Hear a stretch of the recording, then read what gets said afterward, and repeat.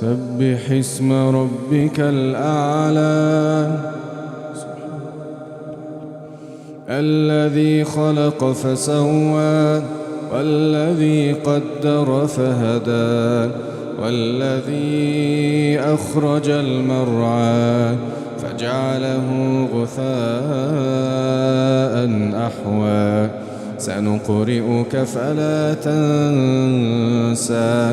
إلا ما شاء الله إنه يعلم الجهر وما يخفى ونيسرك لليسرى فذكر إن نفعت الذكرى سيذكر من يخشى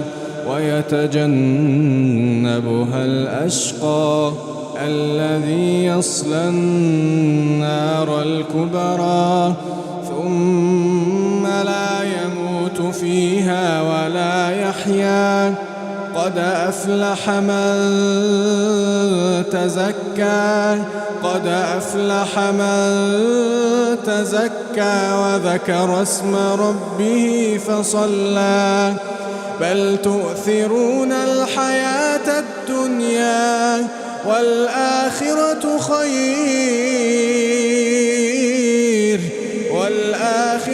خير وأبقى إن هذا لفي الصحف الأولى صحف إبراهيم وموسى